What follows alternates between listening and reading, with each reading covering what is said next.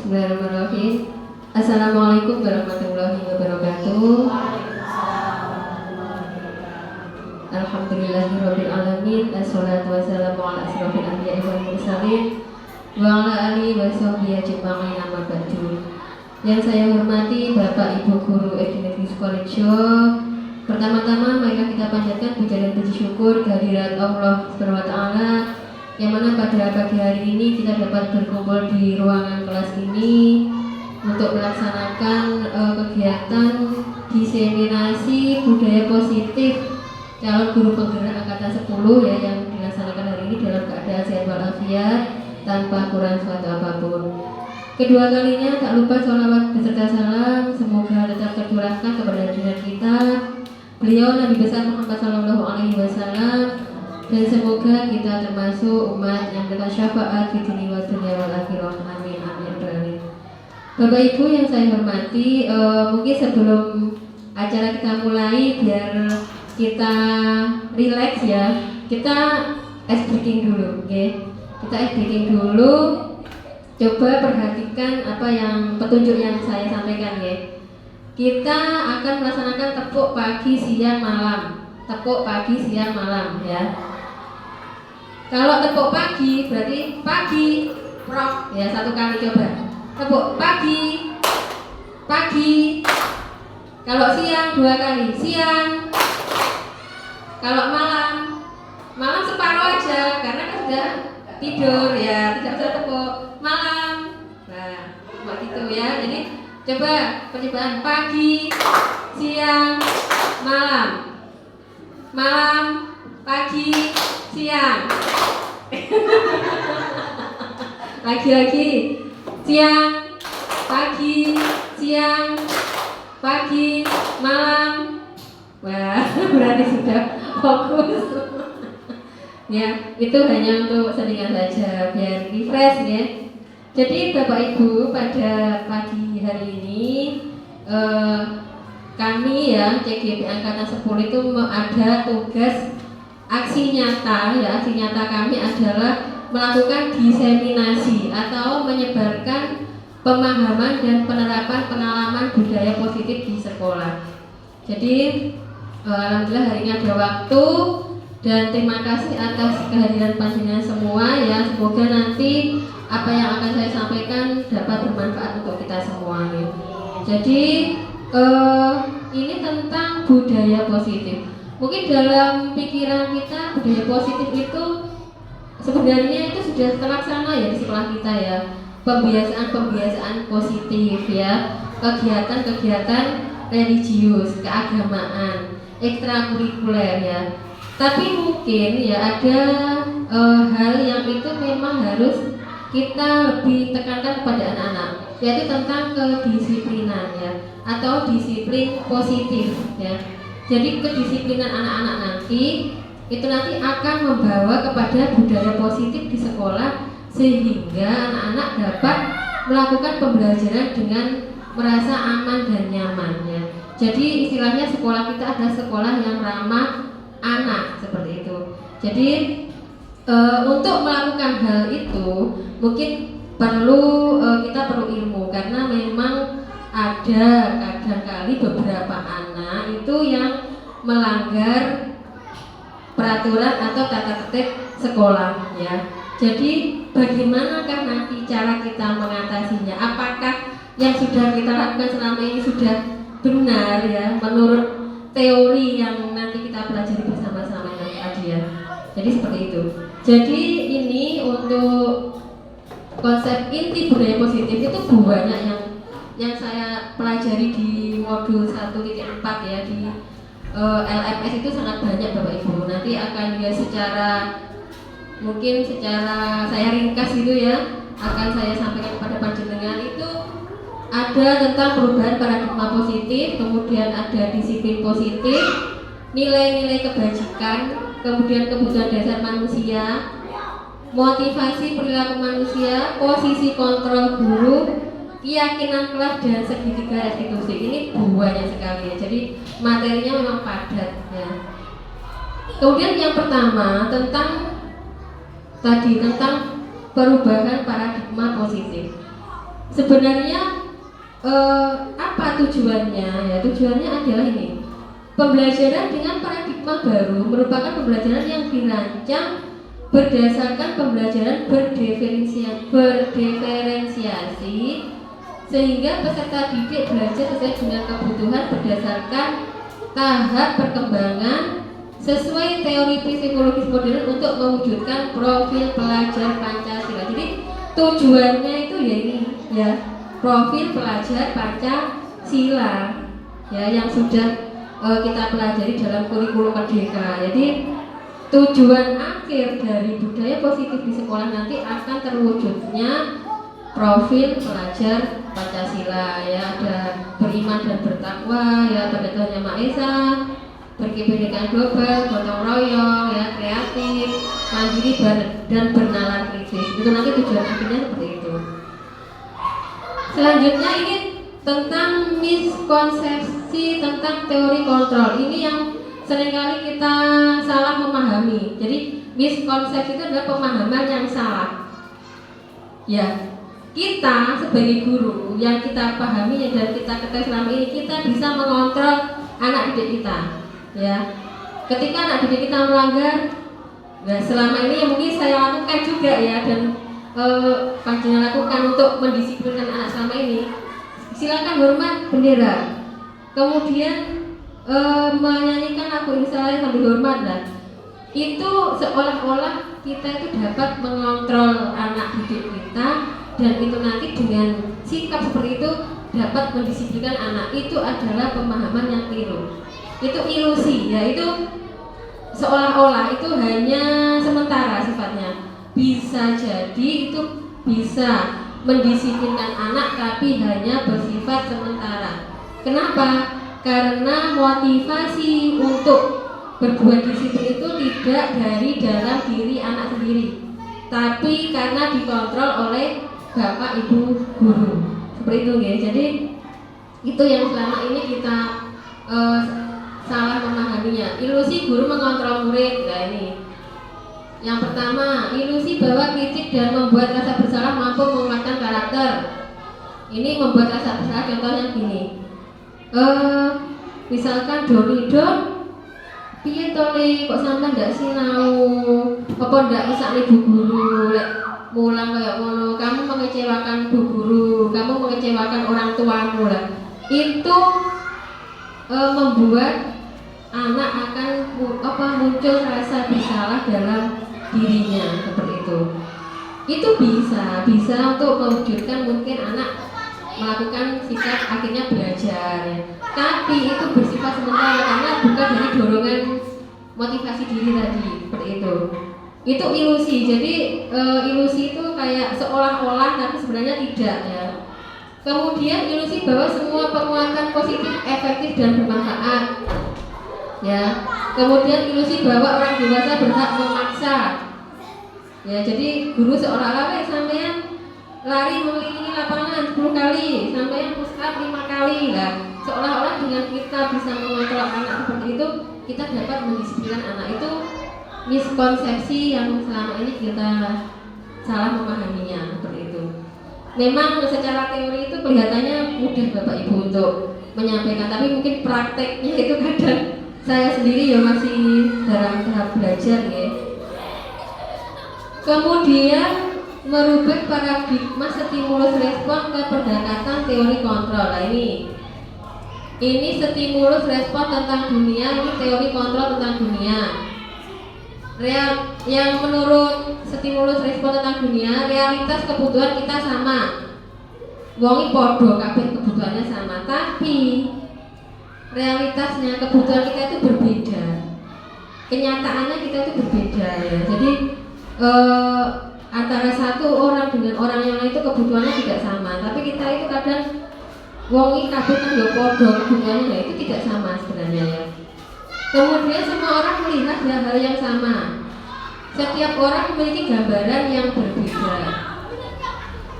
Kita mencoba mengubah orang agar berpandangan sama dengan kita. Kita berusaha memahami pandangan orang lain tentang dunia. Jadi selama ini kita itu memaksa orang lain biar sepemahaman dengan kita, padahal orang tersebut kadang memiliki pandangan sendiri ya, seperti itu ya. Bisa jadi menurut saya misalkan ini adalah baik, tapi menurut si B itu mungkin tidak sesuai atau kurang sesuai. Jadi kita tidak bisa memaksakan pandangan kita itu kepada orang lain.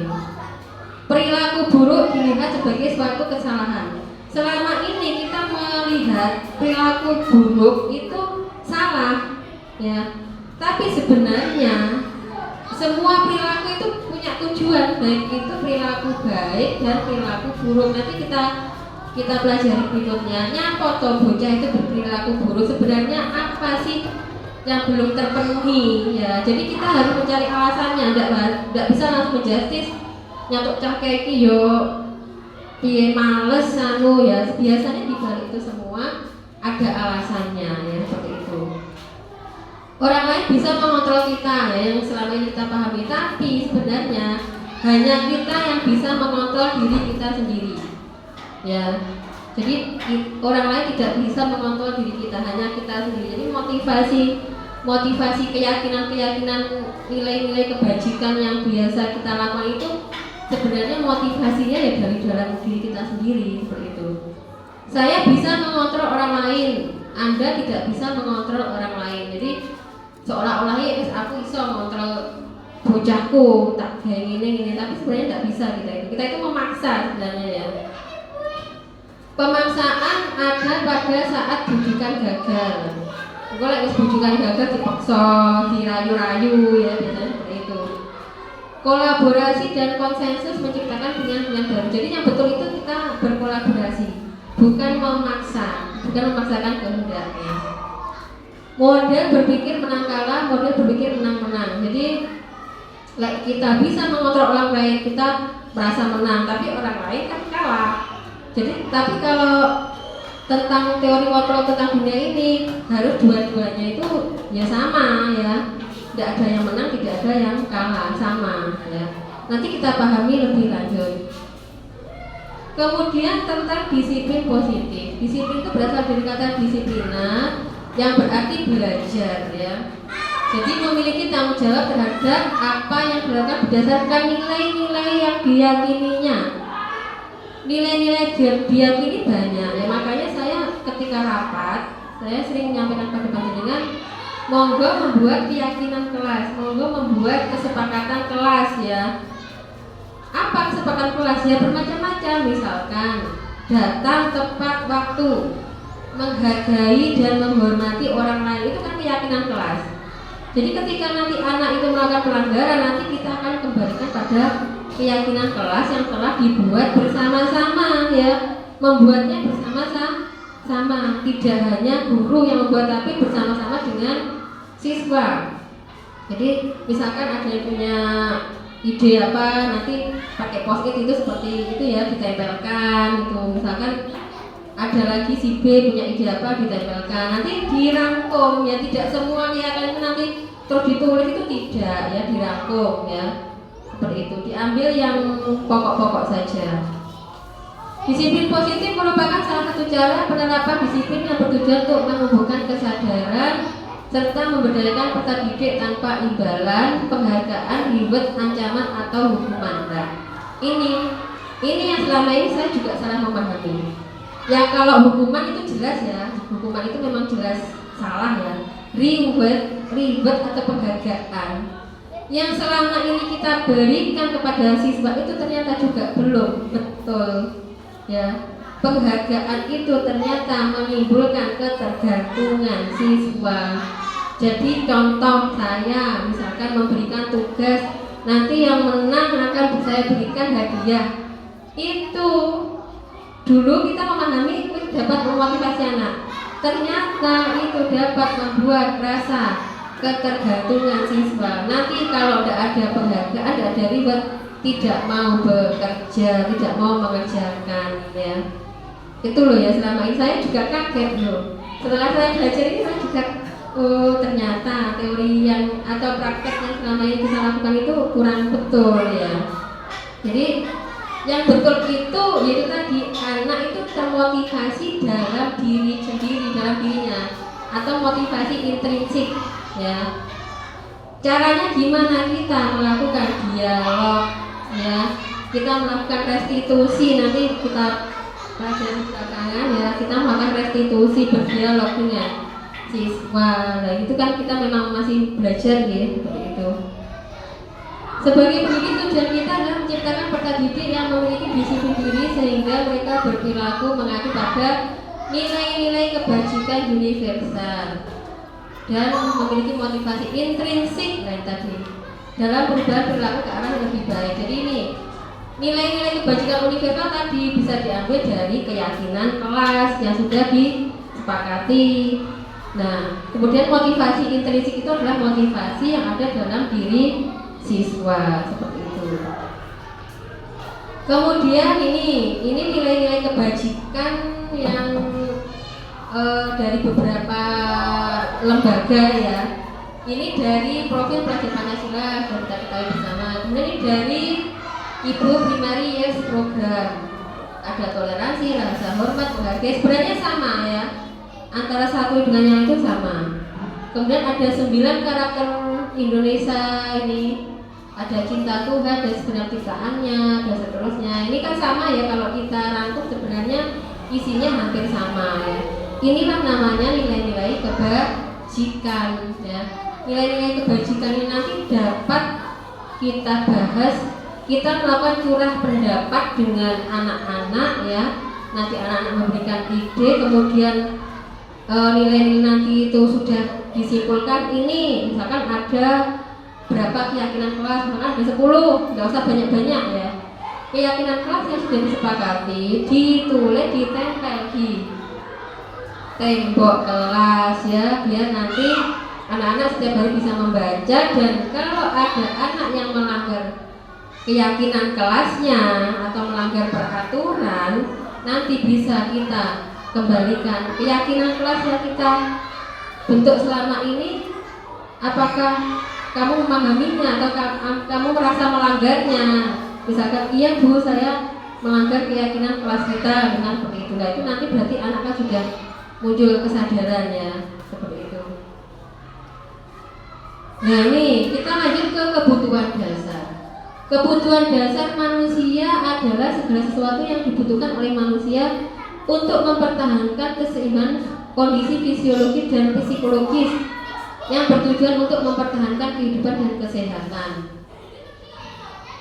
Ini menurut pakar psikologi Dr. William Glasser itu ada 5 ya kebutuhan dasar manusia itu.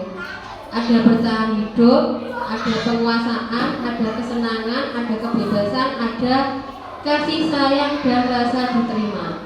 Bertahan hidup itu seperti makan, minum, ya, kemudian menikah, berkeluarga, itu termasuk bertahan hidup.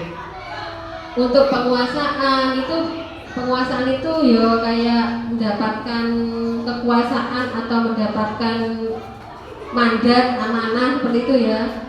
Kesenangan itu ya bersenang-senang ya.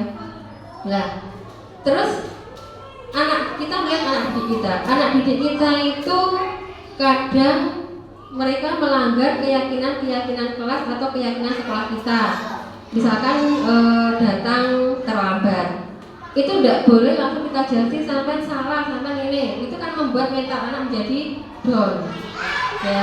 Jadi kamu salah, kamu terlambat, kamu melanggar, kamu harus dihukum. Itu kata-kata seperti itu sebagai seorang guru harus kita hindari ya. Jadi kenapa anak-anak itu terlambat? Mungkin ada dari 5 kebutuhannya ini yang tidak terpenuhi. Kalau terlambat biasanya anak-anak alasannya apa? Biasanya bangkong, bangunnya kesiangan. Berarti dia itu kan ini butuh kasih sayang, ini tadi kasih sayang orang tua. Berarti kebutuhan dasarnya atas kasih sayang orang tua itu dia tidak terpenuhi karena dia tidak digugah, kan bangkong. Harusnya yang tugasnya menggugah atau membangunkan itu kan orang tua. Berarti kita harus menyadari anak punya alasan bangkong tadi karena kurang perhatian, kurang kasih sayang. Jadi anak-anak itu sebenarnya melanggar keyakinan kelas atau keyakinan sekolah. Peraturan itu kita ganti keyakinan ya sekarang. Itu karena kebutuhan dasarnya belum terpenuhi. Nah, kayak Akmal, contohnya Akmal itu bisa jadi dia kebutuhan dasarnya memang juga terpenuhi, kurang terpenuhi kasih sayang, akhirnya dia mungkin menjahili temannya, ya seperti itu.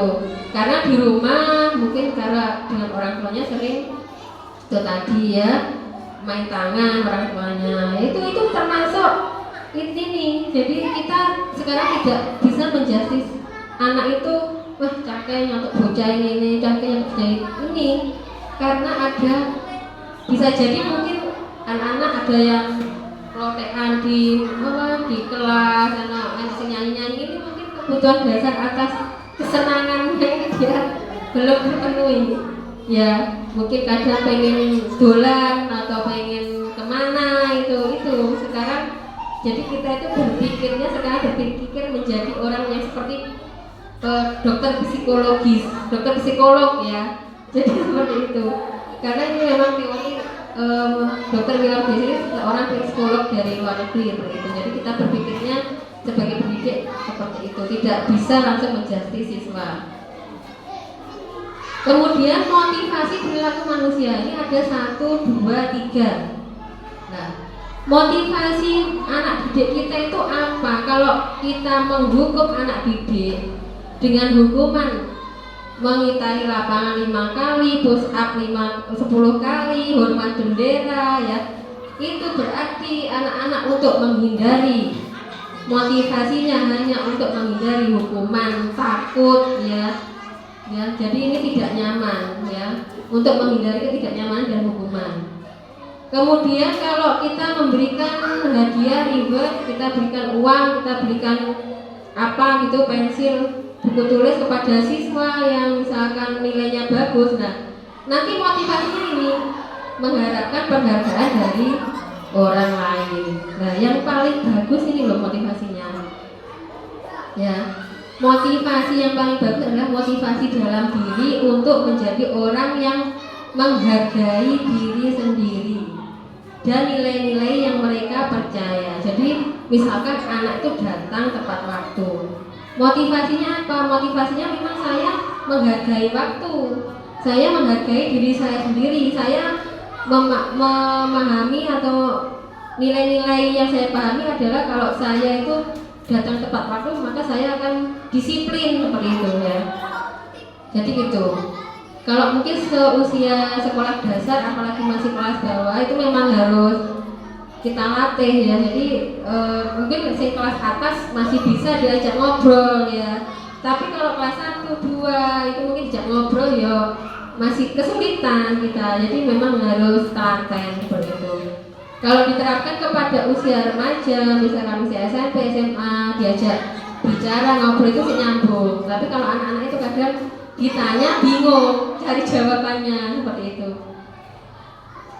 Kemudian ini konsep disiplin dengan identitas gagal. Jadi selama ini yang kita lakukan, hukuman dan penghargaan itu adalah identitas gagal bagi siswa kita.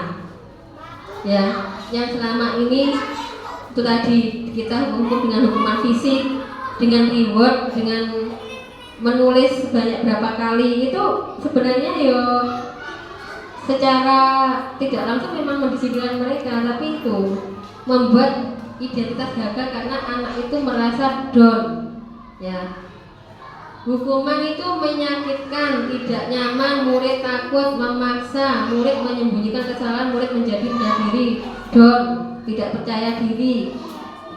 Kalau penghargaan tidak efektif, merusak hubungan, mematikan kreativitas, menghukum dengan sistem ranking, merampas hak menghargai dirinya, murid menjadi rendah diri. Jadi sing oleh hadiah mangga sing pinter, engko sing ndak pinter ndak, sing kurang misalkan dalam akademik ndak tahu oleh hadiah, itu juga menimbulkan rasa iri juga ya. Jadi yaitu jadi guru itu dia malah saya itu juga kaget setelah mempelajari loh. Berarti selama ini yang salah dilakukan ke anak-anak itu salah, kurang betul ya. Menurut ilmu psikologi sih, menurut teori seperti itu. Reward itu salah, hukuman salah ya. Kita lanjutkan. Nah ini konsep disiplin dengan identitas sukses ini ada dua, ada konsekuensi dan restitusi.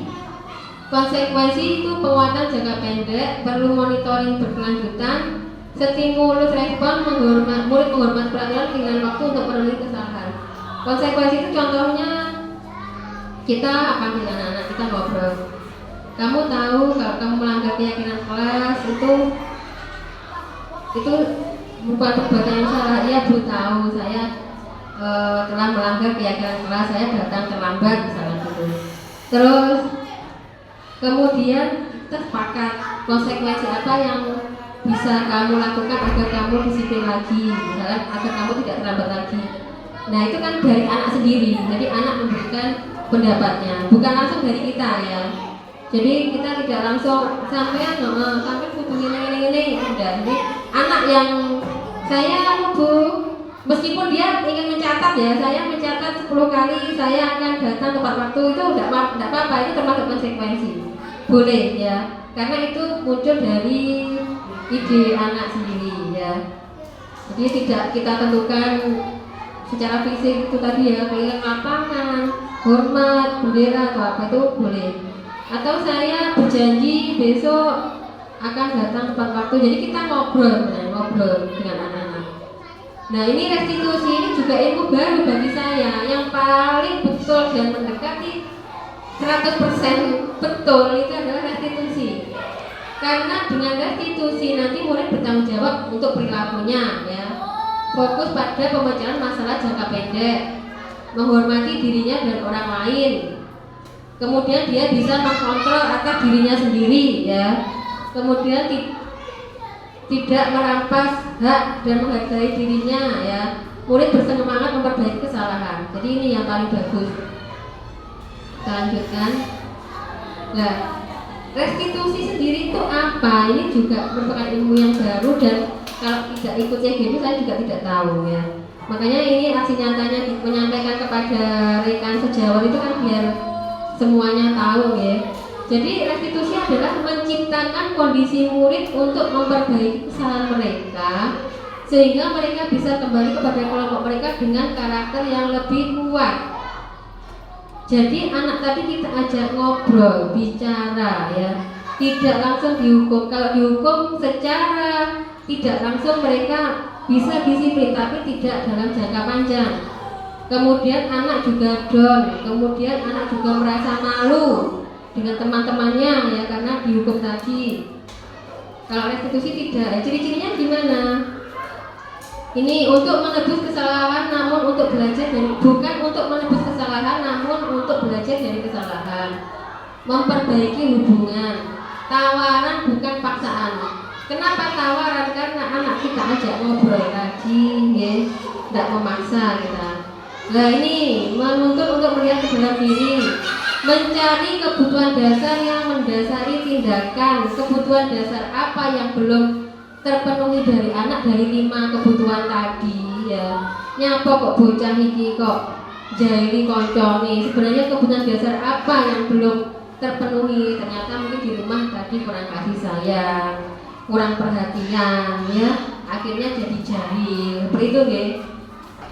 Kemudian fokus restitusi diri adalah cara yang paling baik. Fokus pada karakter bukan tindakan, fokus pada solusi. Kemudian mengembalikan murid yang berbuat salah pada kelompoknya. Maksudnya itu anak itu merasa bahagia, merasa senang kembali ke kelas, tidak down ya, tidak rendah diri tadi. Kalau kita hukum kan isi malu, itu kadang siswa merasa down juga ya. Ini perbedaan antara hukuman, konsekuensi, restitusi. Contohnya siswa sering tidak mengerjakan PR. Hukumannya yang kita lakukan untuk menghindari ketidaknyamanan hukuman. Misalkan tidak mengerjakan PR, terus kita hukum tanpa kita ngobrol dengan anak-anak ya, harus disalin sebanyak 10 lembar misalkan. Terus tidak mengerjakan PR, berdiri di depan kelas, itu termasuk hukuman. Konsekuensi untuk mendapatkan imbalan atau penghargaan dari orang lain. Jadi konsekuensi pun juga masih belum tepat ya. Jadi yang paling tepat itu memang restitusi. Jadi restitusi itu intinya anak itu berbuat disiplin karena motivasi dari kesadaran si anak sendiri. Karena kita ajak ngobrol tadi, kemudian merasa tersadarkan, akhirnya itu memahami ya dan bisa berlangsung dalam jangka yang panjang gitu. Setelah kita belajar tentang restitusi tadi, kita lanjutkan tentang 5 posisi kontrol restitusi ya. Dalam restitusi itu kita itu ada 5 posisi kontrol ini ya. Sebagai guru dengan siswa kita punya 5 posisi kontrol ini. Guru sebagai penghukum. Nah, kalau kita itu ada siswa melanggar keyakinan kelas atau keyakinan sekolah, langsung kita wes kono pulang ganti, misalkan ada yang seragamnya sama, wes pulang ganti baju, harus sama bajunya, harus ini. Itu termasuk hukuman, berarti kita itu sebagai sosok guru yang penghukum ya. Kemudian pembuat rasa bersalah itu tadi disindir biasanya ya. Kamu itu mengecewakan orang tuamu, mengecewakan gurumu ya. Kamu sudah diajari materi ini kok tidak paham-paham. Itu kan dalam diri anak, aku kok mengecewakan orang tua lagi. Nah itu muncul itu tadi ya, rasa yang tidak nyaman ya pada diri anak itu. Kemudian sebagai teman, nah teman ini juga kadang bagus, kadang juga tidak, kurang bagus. Misalkan ada yang berbuat salah, ya wes tidak apa-apa nih, ya wes dene, yang penting besok nggak dibaleni. Itu kita hanya sebagai teman ya kepada anak. Kita mengkontrol anak itu hanya sebagai teman ya. Jadi posisi kontrol kita kepada anak, wes dene nggak apa-apa, yang penting besok nggak dibaleni. Nah itu tidak ada solusi. Ya, solusi dari pelanggaran yang dilakukan pada hari ini. TikToknya ya tidak apa-apa, yang penting besok nggak dibaleni. Lah itu kurang. Ini kadang ya perlu, kadang ya harus bisa menempatkan ya. Kemudian pemantau itu tadi hubungannya dengan memberikan konsekuensi tadi ya. Jadi konsekuensi, ya masih diajak ngobrol, kemudian ditanya konsekuensinya apa, itu pemantau.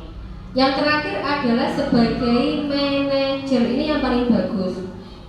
Jadi posisi kontrol kita kepada murid itu yang paling bagus adalah sebagai manajer.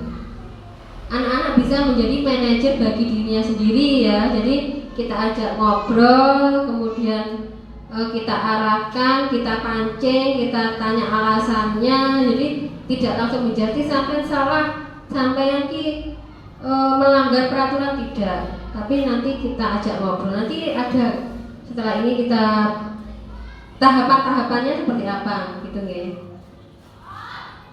Nah ini contohnya, siswa tidak memakai atribut lengkap saat upacara bendera ya. Selama ini kita lakukan kan patuhi aturan tula, berdiri di depan barisan, lah anak-anak dijejer nih.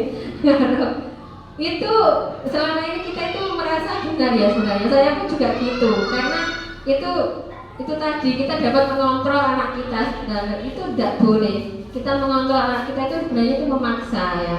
Jadi anak itu disiplin itu intinya karena terpaksa seperti itu. Kemudian kalau pembawa rasa bersalah ini, berapa kali ibu harus beritahu kamu ibu kecewa sama kamu ya. Padahal sudah diberitahu kalau upacara harus ragam lengkap, pakai dasi, pakai sabuk. Nah, ada kata-kata kecewa ini kadang membuat anak menjadi down. Kemudian ini teman, bagaimana kamu yang tertib ya, buat bu guru bangga, kali ini tidak apa-apa kamu salah lagi. Nggak apa-apa kamu salah, yang penting kok nggak dibaleni lah. Tidak ada solusi, tidak diberikan solusi ke anak.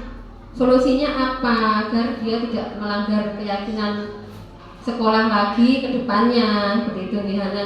Wes nggak apa-apa dipupuk gitu. Kemudian pemantau, nah ini kamu sudah melanggar apa peraturan dan konsekuensinya. Nah ini kita tanya ke anak, bukan dari guru tapi kita ngobrol, kita pancing anaknya. Ini sebagai manajer ini yang paling bagus.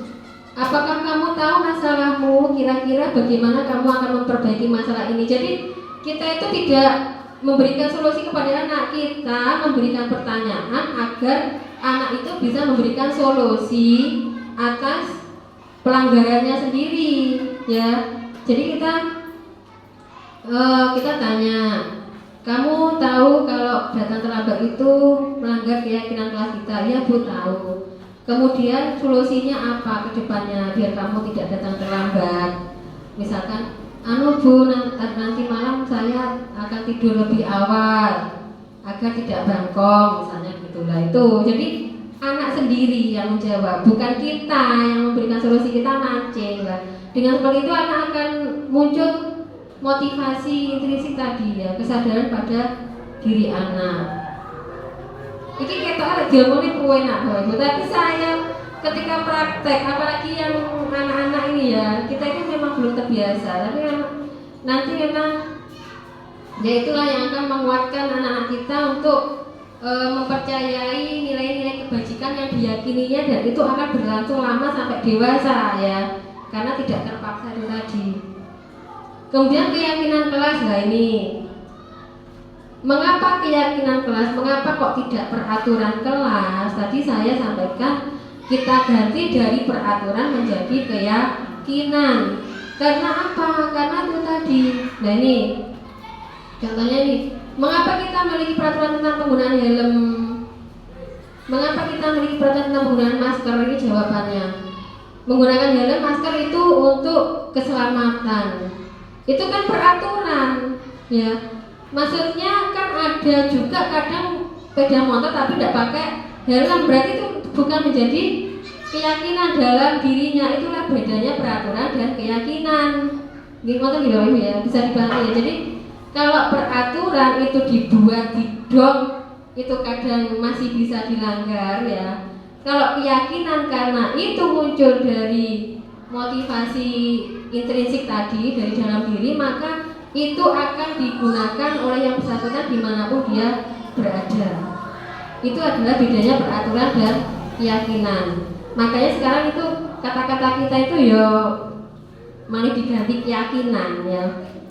Dan nanti di kelas monggo panjenengan dengan anak-anak membuat keyakinan kelasnya masing-masing. Dengan anak kelas 1 insya Allah bisa anak-anak, ya, kalau diajak gitu, ayo anak-anak kita membuat, kita jelaskan dulu keyakinan kelas itu kode karo peraturan, ya, kita terangkan dulu, tapi nanti seiring berjalan kita ganti peraturan itu menjadi keyakinan, kata-kata yang kita gunakan itu, ya, seperti itu. Kemudian nih kegiatan membuat keyakinan kelas guru bersama siswa. Jadi ini tahap-tahapannya, ya. Lihat daftar kebajikan yang telah disusun bersama. Jadi daftar kebajikannya tadi saling menghormati dengan teman, menghargai guru, gotong royong, kemudian datang tepat waktu, kemudian harus memakai kata-kata yang positif, tidak memakai kalimat negatif, ya. Misalkan datang tepat waktu itu betul, jangan tidak datang terlambat, ya, tapi datang tepat waktu, pakai kalimat yang positif, ya. Kemudian contohnya lagi, tidak menjahili teman, jangan tidak menjahili teman, tapi menghormati dan menghargai teman. Ganti gitu kata-katanya nih. Jadi menggunakan kalimat yang positif. Kemudian tentukan nilai kebajikan yang ingin dijadikan perhatian utama di sekolah, ya. Curah pendapat dalam kelompok atau di dalam kelas. Curah pendapat itu yo kayak berdiskusi gitu, ya, dengan anak-anak. Kemudian sempurnakan beberapa daftar nilai kebajikan yang utama, kemudian dibahas lagi. Sudah yakin ini ada 10 ini kita tempel di kelas kita, ya. Misalkan sudah Bu, berarti itu sudah disepakati. Kalau sudah disepakati ini dibuat poster atau ditempel, ya, ditempel di kelas menggunakan kertas folio atau kertas apa itu, ya, kertas pelangi itu, atau mungkin di print ditempelkan, itu bisa. Itu akan menjadi keyakinan sekolah atau menjadi keyakinan ke kelas, seperti itu. Bagaimana membentuk keyakinan kelas? Ini keyakinan kelas harus lebih bersifat abstrak daripada peraturan yang lebih rinci dan konkret. Keyakinan kelas merupakan pernyataan-pernyataan yang universal. Yang universal, yang umum-umum saja ya. Jadi kalau tidak menjahili, tidak menyakiti itu biasanya bahasa umumnya adalah menghormati dan menghargai teman, itu bahasa umumnya biasanya. Jadi tidak banyak, tidak jahil, tidak dengan temannya, tidak mengganggu, tidak nanti terlalu banyak ya. Nanti dijelaskan aja ke anak-anak, itu sudah termasuk dalam menghormati dan menghargai teman gitu ya. Kemudian ini dengan dibuat dalam bentuk positif, kalimat positif yang saya sampaikan tadi ya. Jadi menggunakan kalimat yang positif. Keyakinan kelas hendaknya tidak terlalu banyak sehingga mudah diingat dan dipahami. Jadi yang inti-inti dan pokok-pokok saja ya. Jadi disiplin atau datang tepat waktu, menghargai teman dan menghormati guru, kemudian memakai seragam lengkap, misalkan gitu. Menghormati dan menghargai itu termasuk ketika gurunya datang salim, itu ya termasuk ya. Jadi tidak nanti nggak terlalu banyak gitu.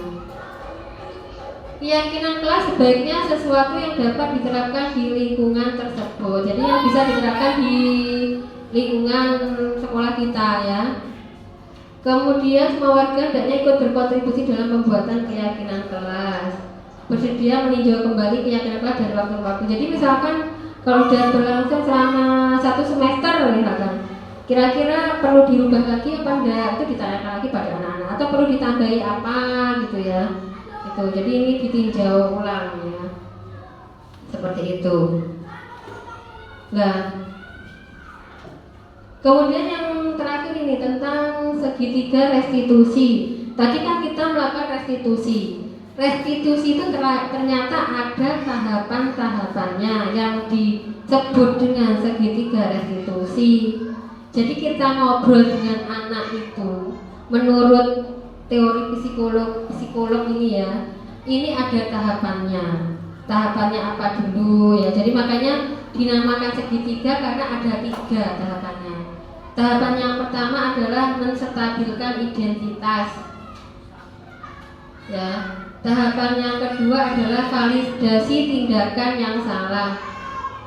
Tahapan yang ketiga menanyakan keyakinan. Menstabilkan identitas, contoh kata-kata yang kita gunakan itu ya. Tidak apa-apa kamu berbuat salah, karena manusiawi, semua orang juga pernah berbuat salah. Itu untuk menstabilkan identitas anak, biar anak tidak merasa down ya. Beda kalau kamu salah, kamu harus dihukum, itu kan beda kata-katanya ya. Ini kamu bukan satu-satunya yang pernah melakukan ini ya. Ya, jadi manusiawi, sebagai manusia kita juga pernah melakukan kesalahan. Ini kata-kata yang dipakai untuk menstabilkan identitas. Kemudian validasi tindakan yang salah. Nah ini menanyakan alasan. Kenapa kamu kok datang terlambat? Alasannya apa? Jadi ini, kamu tentu punya alasan mengapa melakukan hal tersebut. Adakah cara yang lebih efektif untuk mendapatkan apa yang kamu butuhkan? Kira-kira apa yang kamu inginkan? Kebutuhan apa yang kamu yang belum terpenuhi? Kebutuhanmu apa yang belum terpenuhi? Atau yang paling mudah dipahami anak itu tadi. Kenapa? Alasannya kamu kok tidak mengerjakan PR? Itu yang paling mudah dipahami anak ya. Anu cuma aku udah diwarnai belajar karo orang tuaku lah. Berarti itu kebutuhan dasar anak belum terpenuhi tadi apa? Perhatian dan kasih sayang orang tua. Karena memang di rumah tanggung jawab orang tua untuk memperhatikan anak. Oh anaknya ini waktunya mengerjakan PR, waktunya belajar ya. Itu. Nah kalau memang alasannya siswa itu berarti guru itu harus berkomunikasi dengan orang tua. Bu, ngapunten menika si A belum mengerjakan PR.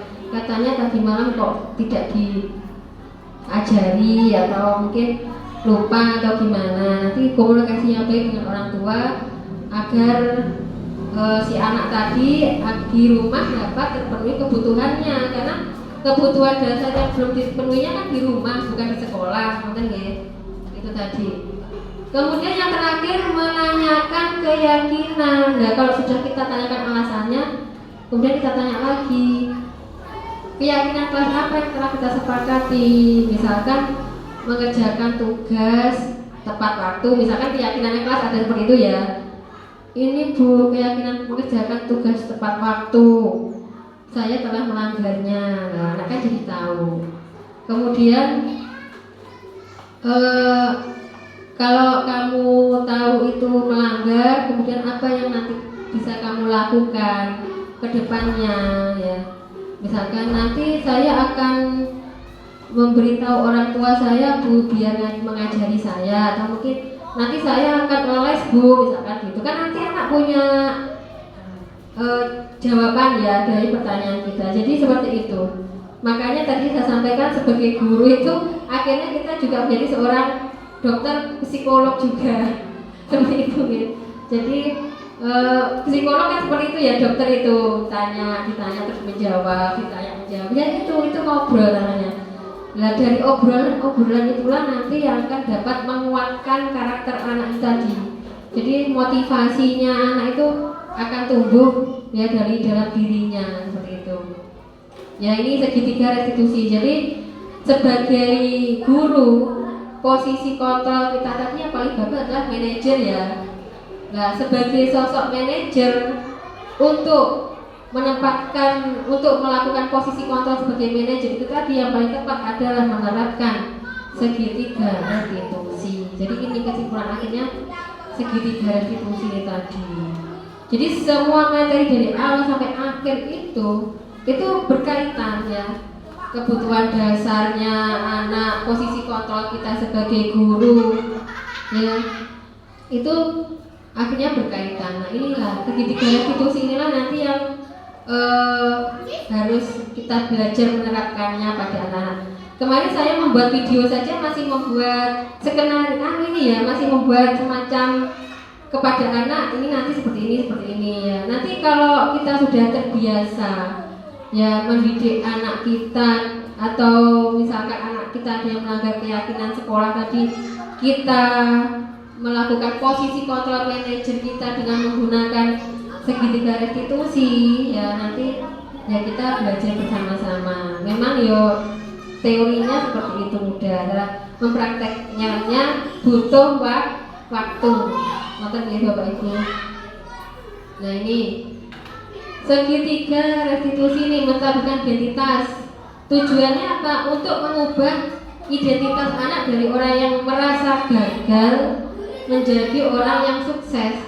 Kalau kita langsung menyampaikan sampean salah, sampean harus dihukum, itu kan anak, wah aku harus gagal ini jadi uang ini, aku salah, aku melanggar. Nah itu. Kalau kata-kata kita seperti itu loh ya. Tapi kalau kata-kata kita ini ya, berbuat salah itu tidak apa-apa ya. Semua orang itu pernah berbuat salah. Manusia itu tidak sempurna ya ini. Ini untuk menstabilkan identitas tadi. Kita bisa menyelesaikan ini seperti itu. Kemudian Bapak Ibu tidak tertarik siapa yang salah, kita akan mencari solusi dari permasalahan ini. Itu kata-kata yang kita gunakan. Kamu berhak merasa begitu. Aku dia kancaku yang makanya aku ketinggalan bola. Biasanya kan cacak gitu ya. Ya kamu berhak karena temanmu juga nganu duluan. Semua orang juga pernah berbuat salah. Tapi di balik itu ya harus kita di top ngono aku cacah malih tidak apa-apa gitu enggak. Tapi kita lanjutkan ya dengan validasi tindakan yang salah tadi. Biar kita stabilkan identitasnya, biar tidak merasa gagal berbuat salah tadi. Akhirnya langsung kita stabilkan, kita validasi tindakan yang salah. Sebenarnya tindakannya kan salah, akhirnya kita validasi ya. Nah ini tujuannya apa? Untuk memenuhi kebutuhan dasar tadi. Kalimat-kalimatnya tidak menghakimi ya, dengan nada yang tidak menghakimi. Nih, padahal kamu bisa melakukan yang lebih buruk dari ini ya. Kamu pasti punya alasan. Yang paling mudah itu ya untuk siswa seusia sekolah dasar ya ini. Kamu pasti punya alasan melakukan ini. Alasannya apa? Kamu patut bangga pada dirimu sendiri. Kamu telah melindungi sesuatu yang penting. Misalkan dia koncone mergo dia melindungi harga dirinya, misalkan gitu. Ya, jadi tapi kita sampaikan kalau itu tuh tidak betul ya, kurang betul dengan kata-kata yang tidak menghakimi ya. Kamu boleh mempertahankan sikap itu, tapi kamu harus menambahkan sikap yang baru. Ini kata-kata seperti itu. Kemudian menanyakan keyakinan ini untuk memotivasi secara internal tadi. Jadi hasil akhir yang diharapkan itu kan siswa melaksanakan nilai-nilai kebajikan atau keyakinan kelas atau keyakinan sekolahnya berdasarkan motivasi intrinsik ya, yang harus kita latih Bapak Ibu. Apalagi kalau kelas 1, kelas 2 ngono kan ya memang rong pati paham ya, nanti kita latih bersama-sama ya anak-anak kita. Ini kata-katanya ya, apa yang kita percaya sebagai kelas atau keluarga, keyakinan kelas kita ya, apa nilai-nilai umum yang telah kita sepakati ya. Jadi yang paling mudah pertanyaannya ya, keyakinan kelas apa yang telah kamu langgar itu. Enak pertanyaan gue. Tapi intinya kita punya keyakinan kelas dulu di kelas kita ya. Jadi nanti minta tolong setiap kelas nanti membuat keyakinan kelasnya ya. Jadi ketika anak-anak yang melanggar nanti bisa kita kembalikan. Ini dulu kan yang telah kita sepakati bersama-sama. Jadi cari yang keyakinan itu kelihatannya yang memang anak-anak itu biasanya melanggar ya. Jadi itu tadi, misalkan ya tadi sering menjahili temannya, datangnya terlambat, tidak memakai pakaian lengkap itu ya. Jadi hubungkan dengan itu. Nanti kalau ada anak yang tidak mengerjakan PR itu bisa kita kaitkan dengan keyakinan kelas yang telah dibuat gitu ya. Nonton Bapak Ibu ini sudah selesai. Jadi itu ya budaya positif yang pemahaman miskonsepsi yang selama ini kita pahami itu ternyata masih kurang betul. Jadi selama ini kita wis bener tak hukum ini caca berdisiplin, ternyata tidak betul ya, kurang betul. Nanti kedepannya kita belajar bersama-sama untuk menerapkan budaya positif itu. Memang secara teori itu kita enak, tapi prakteknya lama kadang lali. Ya kadang lupa, saya sendiri pun juga gitu, kadang masih lupa, oh iya caranya nggak gini lah. Tapi itu kan memang spontan karena kita sudah terbiasa melakukannya puluhan tahun ya, dan puluhan tahun ya seperti itu. Jadi untuk mengubah kebiasaan itu kita ya perlu belajar lagi ya seperti itu. Mungkin itu Bapak Ibu, apa ada pertanyaan? Monggo, ada. Sudah berapa lama tadi? Sudah 1 jam. Setengah jam. Masih ada waktu, monggo beberapa menit ya, 10 menitan ya untuk sesi tanya jawab. Jadi semoga nanti apa yang saya sampaikan ini memang bisa diterapkan di sekolah kita ya. Jadi memang teorinya itu mudah ya, tapi kadang ya Bapak Ibu ya. Kalau mungkin anak usia remaja kelas 6 itu masih bisa ya, kelas 5, 6 diajak ngobrol. Kalau kelas 1 ya kita ajak ngobrol dengan bahasa yang bisa dipahami anak-anak saja ya. Seperti itu. Jadi jangan bahasa-bahasa yang uangnya sulit, sehingga nanti anak itu malah nggak bisa menjawab ya. Jadi pakai bahasa-bahasa yang simpel aja. Jadi monggo kalau ada pertanyaan silakan.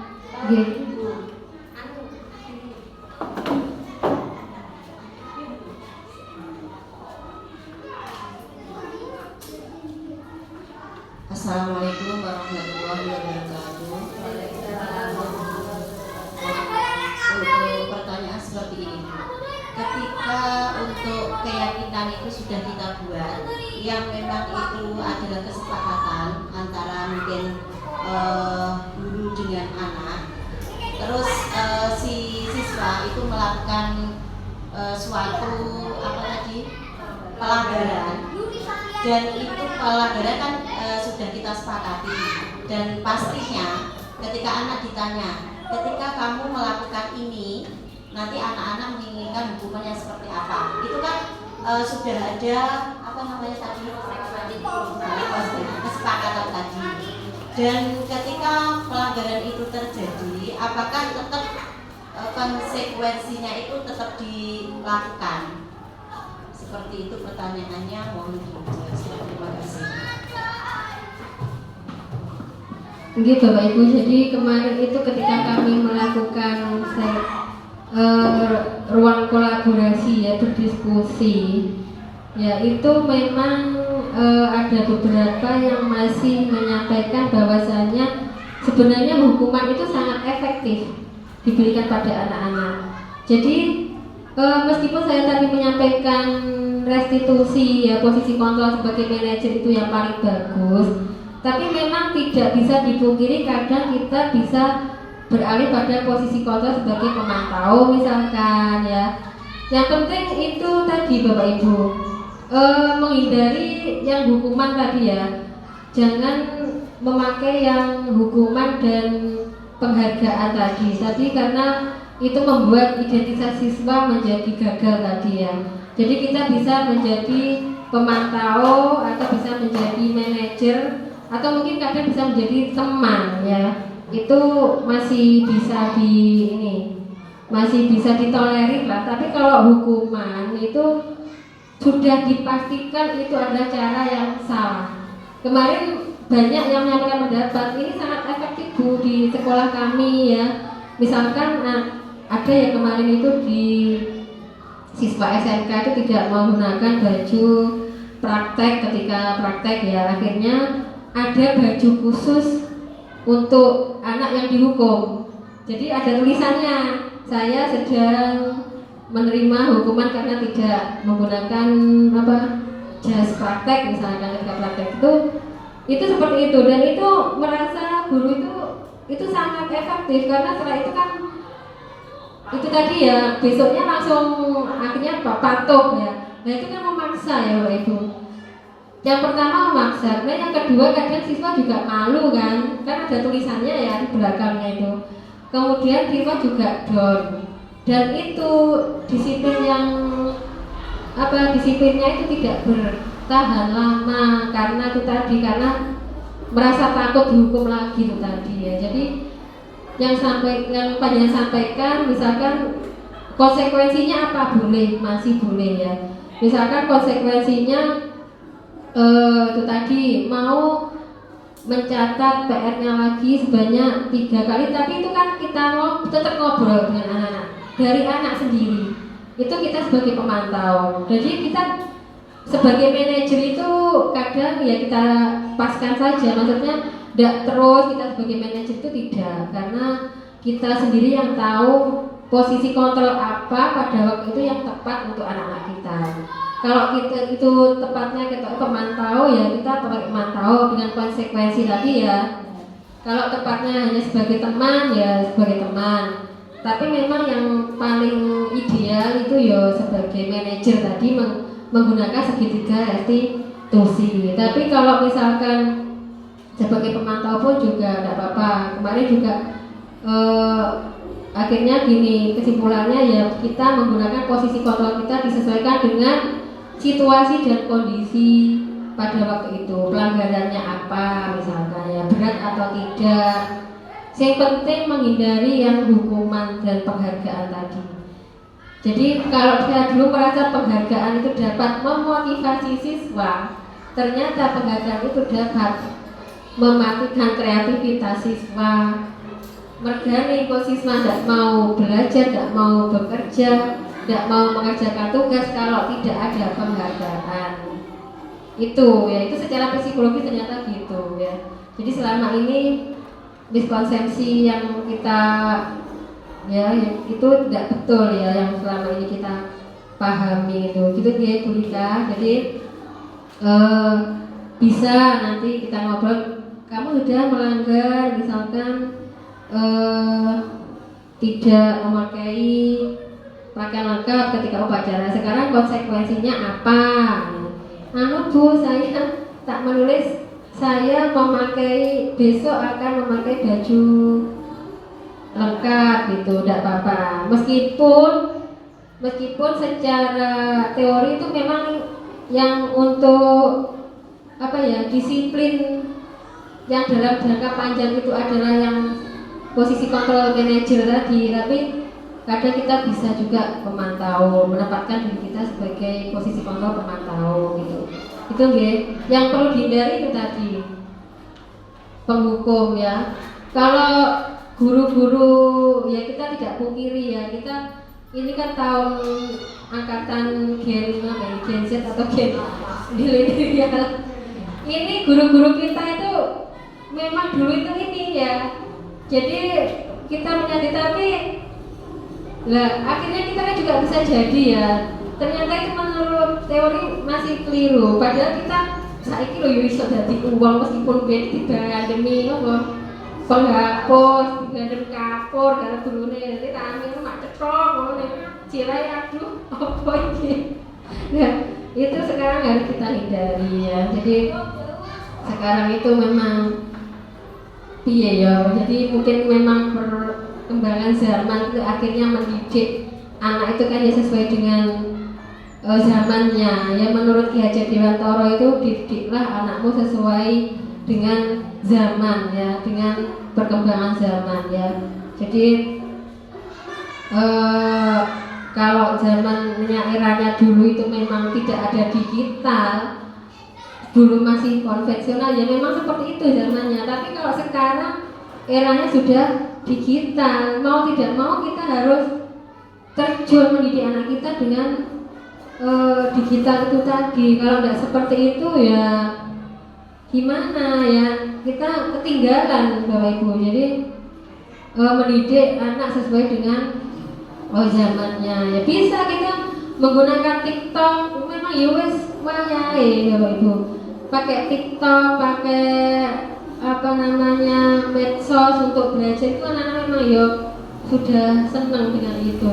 Kalau kita tidak mengikuti itu nanti jasa iki lek mek diterangne dia wis ngene ndak berani. Tapi kalau pegang HP yuk nomor 1 ya, 2 menit ndak mau gitu ya. Jadi itu kita harus pandai-pandai menempatkan posisi kita di mana, tapi yang jelas kita harus menghindari ini tadi yang penghukum dan membuat rasa bersalah ini ya. Jadi ini akan membuat mental anak menjadi down ya, rendah diri ya, tidak punya rasa percaya diri nanti anak-anak. Mungkin ada pertanyaan yang lain? Sampun? Nggih, langkah sudah deal. Nggih, sampun nggih. Mungkin itu nggih Bapak Ibu. Jadi apa yang saya sampaikan semoga nanti bermanfaat ya untuk kita. Saya juga belajar, sama-sama belajar ya. Semoga nanti kedepannya ada yang mengikuti jejak saya, ikut CGP, semangat. Ya, menyibuk dengan berbagai tugas. Tapi saya mendukung ya, saya akan dukung terus panjenengan semua. Seperti panjenengan mendukung saya ya. Jadi ini salah satu bentuk dukungan panjenengan kepada saya. Terima kasih di atas perhatiannya. Habis ini kita sesi foto dulu ya. Jadi terima kasih atas perhatiannya, mohon maaf atas segala kekurangan. Semoga ilmu yang kita peroleh ini dapat kita terapkan dalam keseharian untuk mendidik anak-anak kita untuk menjadi orang yang sukses gitu ya. Seperti bapak kita, sukses ya. Jadi sukses dunia, sukses akhirat, seperti itu. Untuk kurang lebihnya saya mohon maaf. Akhirul kalam, wabillahi taufiq wal hidayah. Wassalamualaikum warahmatullahi wabarakatuh. Foto-foto dulu ya.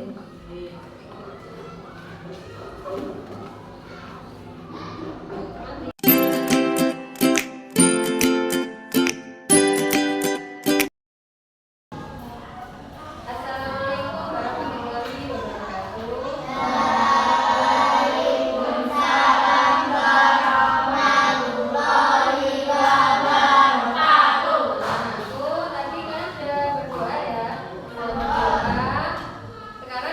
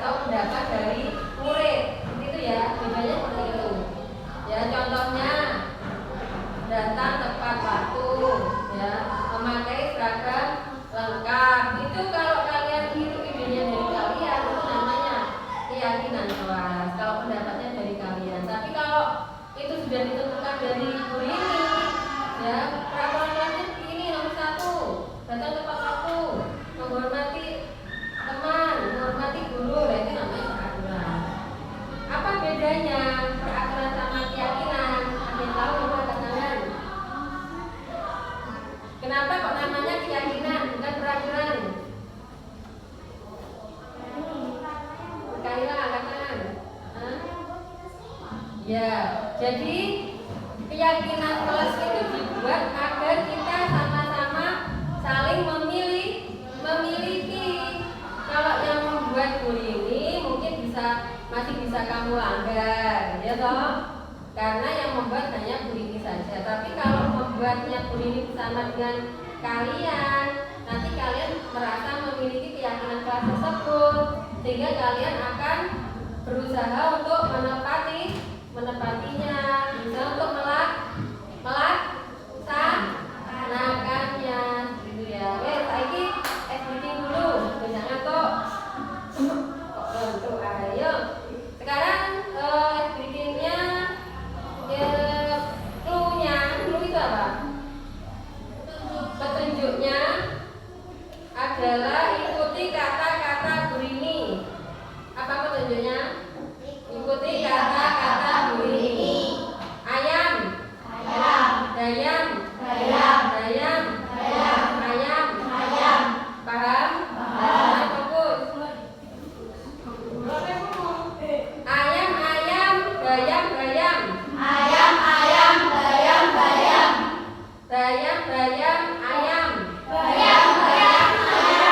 Sekarang hitung jumlah ayamnya.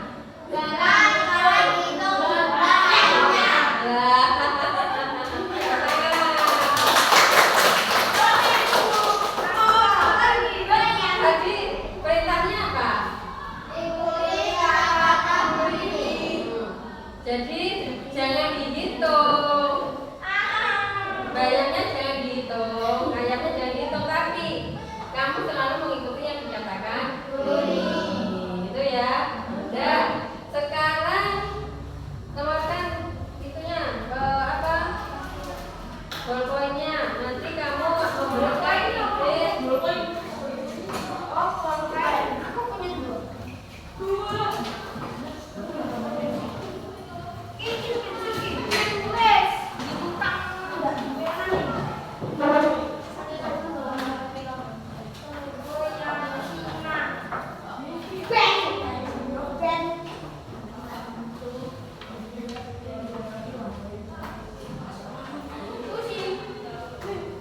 Ya, sekarang silakan kamu menuliskan pendapatmu, kira-kira keyakinan kelas apa nanti yang akan kita sepakati bersama di kelas 5 ini ya. Kelas 5 ini pendapatnya silakan ditulis. Ini warna-warni tidak apa-apa ya.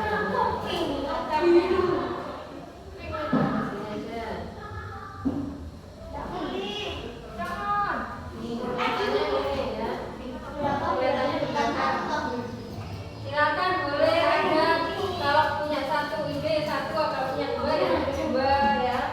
Nanti kalau sudah silakan ditempelkan ke depan. Bebas peraturannya Anda tidak membuang sampah di sembarangan ya, bebas. Misalkan tidak menjadi teman, tidak apa, silakan.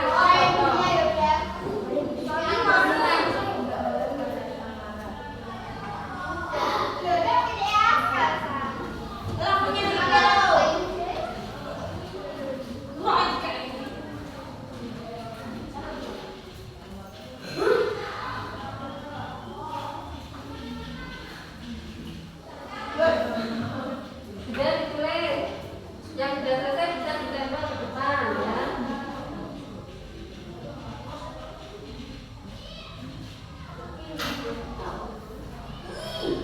Sudah di sekolah bukan di rumah. Orang tua di rumah atau di sekolah? Nah iya, orang tua kan di rumah. Yang di sekolah kesepakatan atau keyakinan yang di sekolah. Nah, kamu orang tua mau di sekolah. Dicoret atas.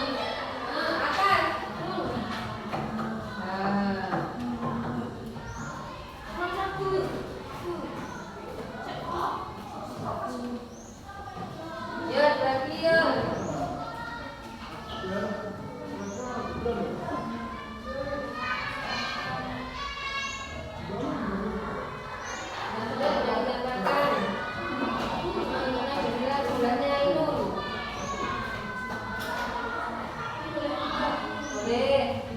5 boleh. Nanti kita belajar bersama.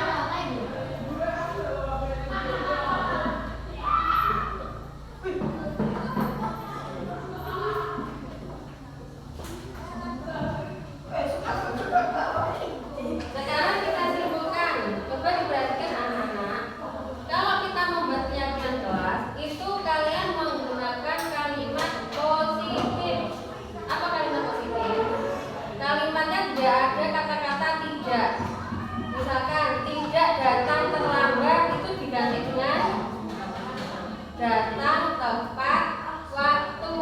Paham? Jadi tidaknya dihilangkan. Tidak datang, enggak apa-apa ya. Nanti kita berdalil bersama-sama. Tidak datang terlambat diganti dengan datang tepat waktu. Tidak mengejek teman. Ganti apa kira-kira? Jangan tidak menggunakan kalimat negatif, gunakan kalimat positif. Contohnya, menghormati teman, menghormati teman. Ya, kita baca satu-satu. Ya. Tidak boleh membuli teman. Berarti apa? Sama dengan menghormati dan menghargai teman.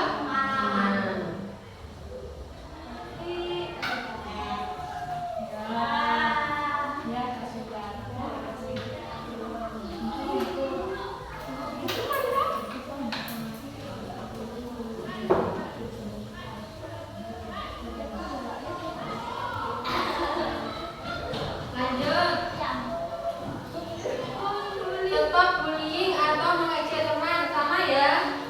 Sama, menghormati dan menghargai teman. Tidak menunda uang kas, tiket sesuai jadwal. Tidak menunda uang kas ini nanti ya sama, menghormati dan menghargai teman, menghormati menghargai bendara ya. Yang punya uang. Berarti tiket sesuai jadwal ini kita tulis. Tiket sesuai jadwal. Nomor 3, memakai atribut lengkap, tidak membuang sampah sembarangan. Memakai atribut lengkap, memakai seragam lengkap, ya. Memakai seragam lengkap. Lanjut, teman.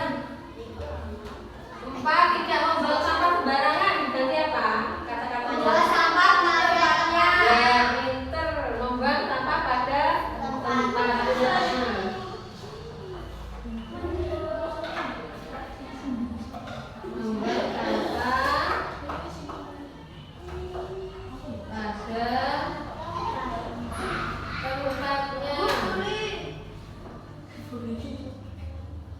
Lanjut nomor 5. Tidak boleh membuang sampah di dalam kelas, sama ya? Membuang sampah pada tempatnya. Tidak boleh mengejek teman sekelas, sama. Menghormati dan menghargai teman. Tidak boleh mengejek teman di sekolah, sama. Tidak membuang sampah di rak meja, sama. Membuang sampah pada tempatnya. Tidak membuli teman, sama ya. Tidak boleh membuli teman, selalu pikir sesuai jadwal, sama. Datang tepat waktu, sama. Membersihkan sampah, sama ya. Membuang sampah di tempatnya, sama. Membuang sampah, jangan membuang sampah sembarangan, sama. Kalau tidak ada yang hubungannya dengan pelajaran, nah. Tidak mengolok-olok teman, sama. Wajib membayar uang kas setiap hari, sama. Yang kaitannya dengan pelajaran, aktif mengikuti pelajaran. Aktif mengikuti pelajaran itu ya tidak ramai sendiri, tidak pulang sendiri, ya. Afif sama Reza. Reza pindah ke ya. Jadi aktif mengikuti pelajaran, ini tambah ya. Aktif mengikuti pelajaran.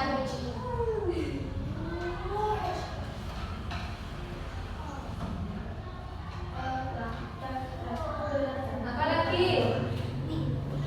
Ada tambahan lagi, ayo yang berpendapat angkat tangan. Hormat kepada menghormati guru.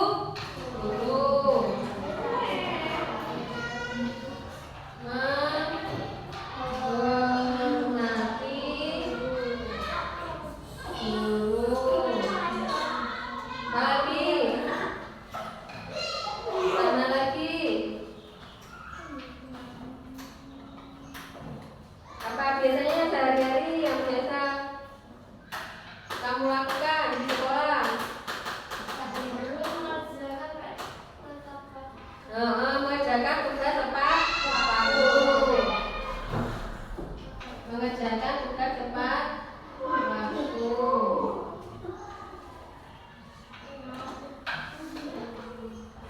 Lagi.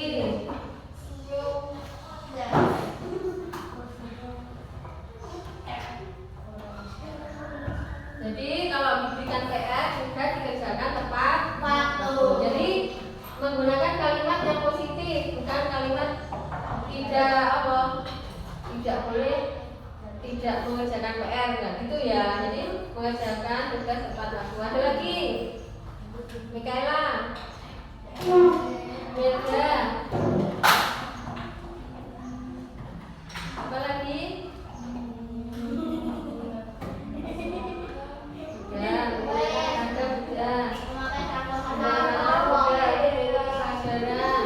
Menghormati guru, mengerjakan tugas tepat waktu.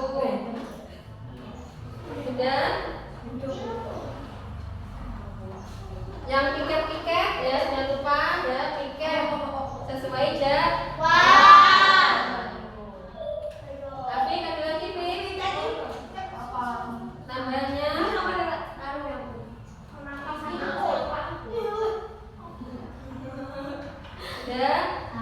Ya kita lihat nilai-nilai positif atau nilai-nilai kebajikan yang ada dalam peraturan atau keyakinan yang telah kamu buat ini ya. Kita buat bersama-sama.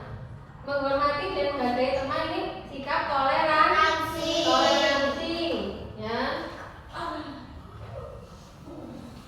Nilai-nilai kebajikannya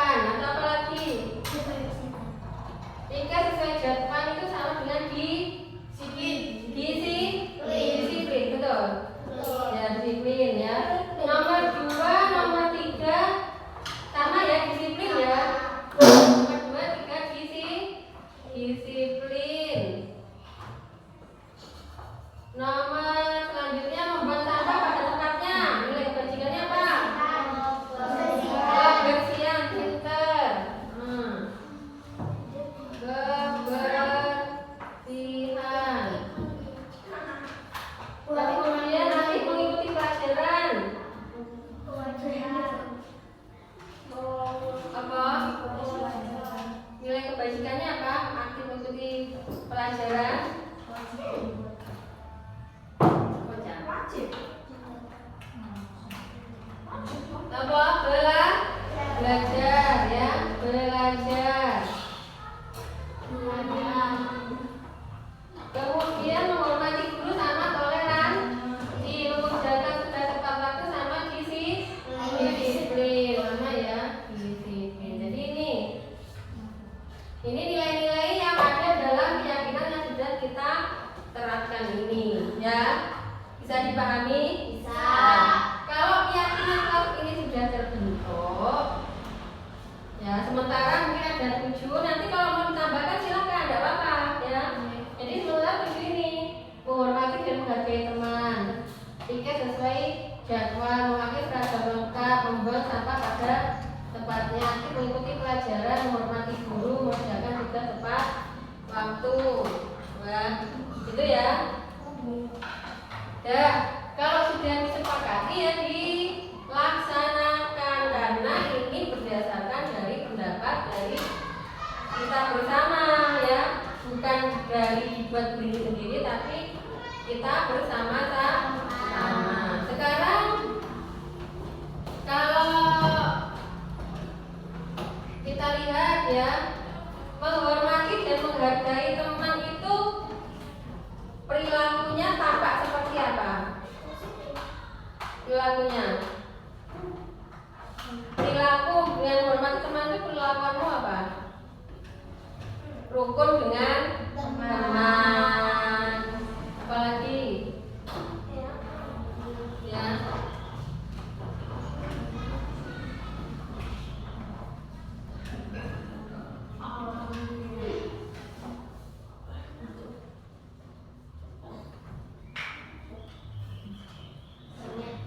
Jadi perilakunya adalah rukun dengan teman. Kalau tidak tampak seperti itu berarti perilaku yang tidak boleh apa? Ya tadi yang kamu sebutkan tadi apa? Membuli teman, mengolok-olok teman, membuli teman, mengejek teman, tidak boleh ya. Mengolok-olok teman tidak boleh. Kalau pikir sesuai jadwal, ayo. Tampak seperti apa perilakunya? Piket ya. Mengerjakan piket, kebersihan ya. Mengerjakan piket. Mengerjakan piket. Kalau perilaku yang tidak boleh apa? Meninggalkan tugas piket. Ini ingat ya. Meninggalkan tugas piket. Terus memakai seragam lengkap. Perilakunya apa? Afik? Pakaiannya lengkap.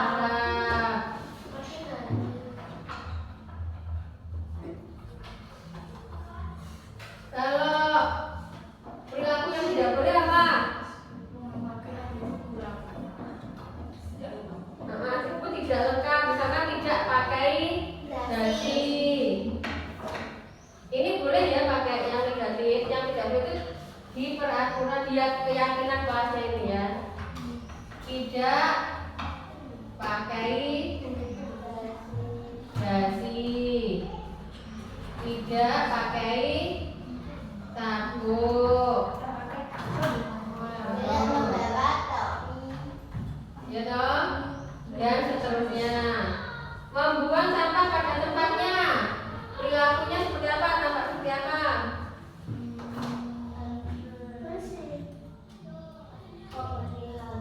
Membuang bekas makanan ke tempat sampah. Membuang bekas makanan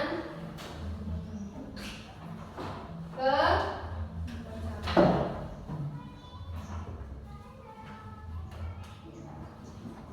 Kalau perilaku yang tidak boleh membuang sampah sembarangan. Ya, membuang sampah di halaman misalkan, membuang sampah di meja, membuang sampah di lantai, membuang sampah di halaman. Kalau aktif mengikuti pelajaran sama seperti mendengarkan penjelasan guru, mengerjakan tugas dari guru, ya, tidak ngobrol sendiri. Kalau perilaku yang tidak diperbolehkan, tak tampak seperti apa? Ngobrol sendiri, tidak boleh. Ya, apalagi umak sendiri, bahasa Indonesia sendiri. Ya, ramai sendiri dengan temannya, boleh. Menghormati guru, tampak seperti sopan terhadap guru. Apalagi salim ketika bapak ibu guru datang. 5S, apa 5S? Senyum, sapa, salam, sopan, santun. Ya, itu boleh. Kemudian yang tidak boleh apa? Yang tak tampak seperti apa? Menghormati guru.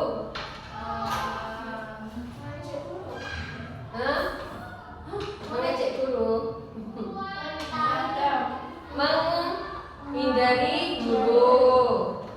Tidak mengerjakan tugas dari guru. Putus itu minta tolong ambilkan malah menguangi. Tidak boleh ya. Kalau Yusuf dipanggil ya datang. Itu tanda-tanda menghormati guru. Mengerjakan tugas tepat waktu. Perilakunya tampak seperti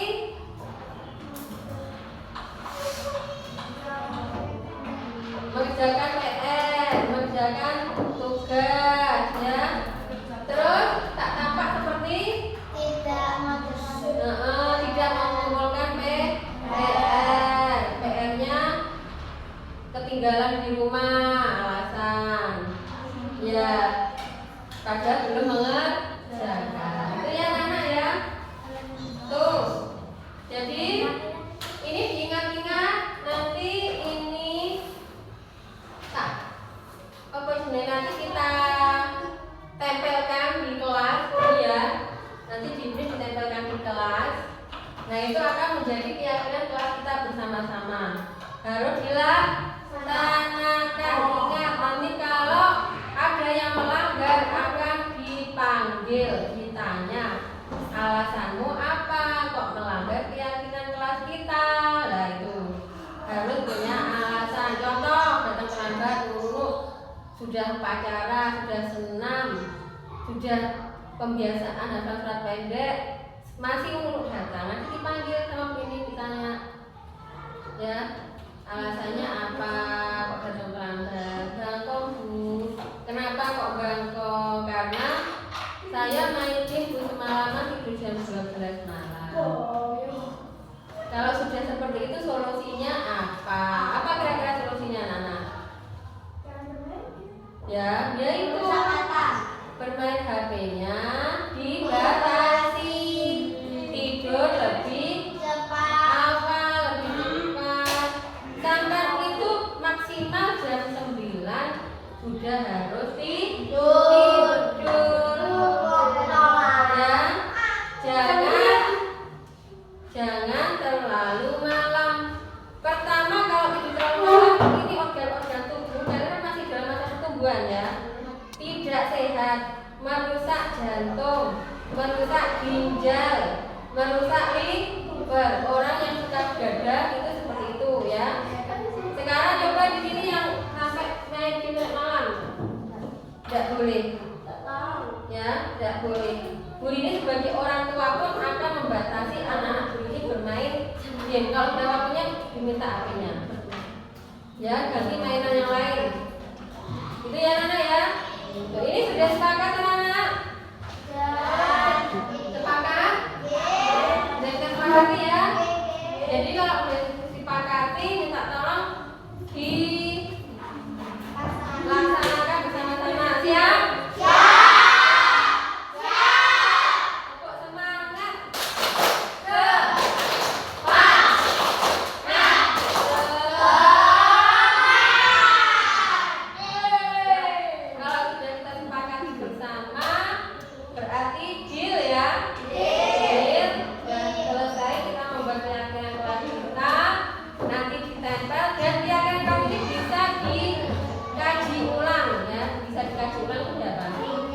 bisa diperbaharui, bisa ditambah, bisa dikurangi.